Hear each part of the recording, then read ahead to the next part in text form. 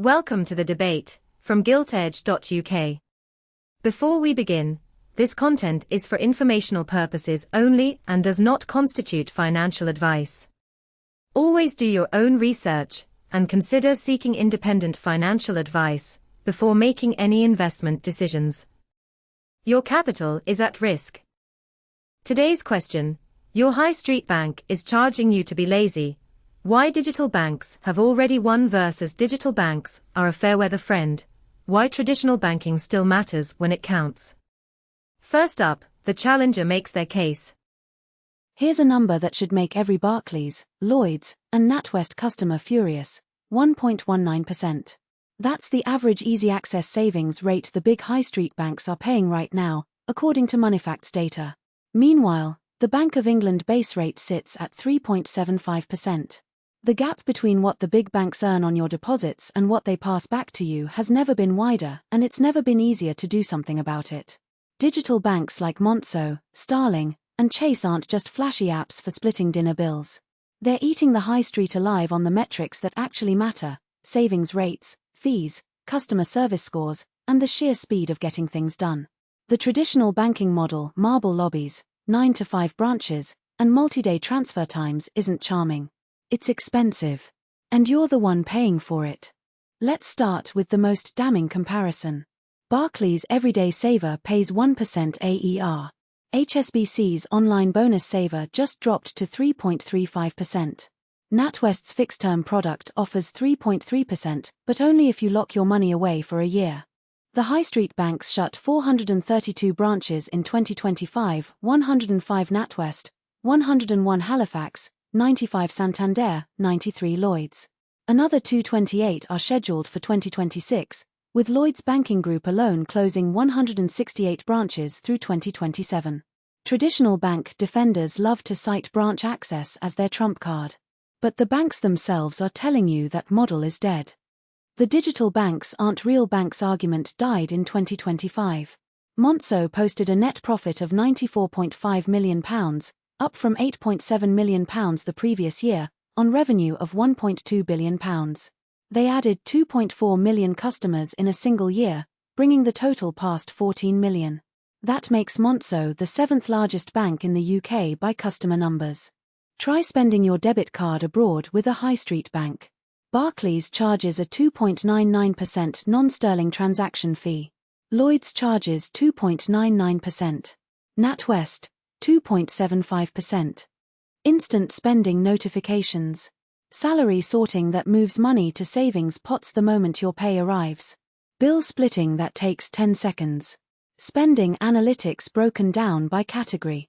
This is the one area where traditional banks still have a genuine edge. If you need a mortgage, a large personal loan, or complex business lending, HSBC and Barclays have the infrastructure and risk appetite that challengers can't yet match. Monzo recently started offering personal loans and has hinted at mortgage products, but they're not there yet. But here's the thing: you don't need to do everything with one bank. That was the challenger. Now let's hear the Guardian's opposing view. Monzo's app is beautiful. Starling spending notifications are genuinely clever.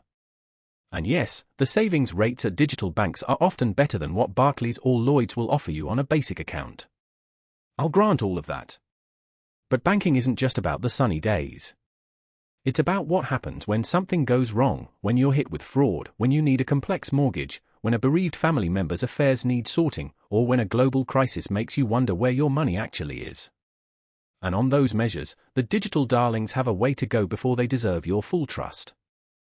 Here's what the digital bank evangelists won't tell you: try resolving a complex dispute via in-app chat at 2 a.m. Starling offers 24/7 UK phone support, which is commendable. But Monzo's primary channel is still in-app messaging, and anyone who's dealt with a serious issue, a fraudulent transaction, a frozen account, an estate administration, knows the difference between typing into a chat box and sitting across from someone who can actually fix the problem. Traditional banks aren't perfect at complaints handling. Digital bank advocates love comparing their best rates against the worst high street offerings. Yes, Barclays Everyday Saver pays a pitiful 1%. But that's not the only product Barclays offers. Their rainy day saver pays 3.96% AER, competitive with anything Monzo or Starling provide on instant access. Let's be honest about the full picture. A current account and a savings pot are table stakes. The products that genuinely change your financial life, mortgages, business loans, credit facilities, overdraft management, remain the domain of traditional banks.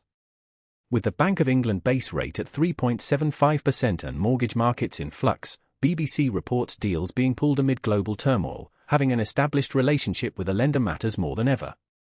When credit tightens, banks look after existing customers first. Monzo made £94.5 million profit last year. That's genuinely impressive for a bank that was burning cash not long ago. But let's put it in context. Lloyds Banking Group made £5.5 billion pre-tax profit. HSBC made $30 billion globally. Yes, 432 branches closed in 2025. But thousands remain open. The banks aren't eliminating branches, they're optimizing a network that was built for a different era. The branches that survive tend to be in locations where they're most needed, town centers, areas with older populations, places where digital exclusion is a real concern. There's something to be said for a bank that doesn't try to be your friend. The gamification elements in some digital banking apps, spending streaks, saving challenges, roundup nudges, can be helpful, but they can also create a relationship with money that's more about engagement metrics than financial well-being. Traditional banks offer something undervalued in the fintech age: institutional memory. Your bank knows your financial history. Two very different takes on the same question. The Challenger argued for the cautious approach, while The Guardian pushed for a bolder path. What do you think? Let us know in the comments. Read both articles in full and explore more analysis at gilt-edge.uk. Thanks for listening to the debate.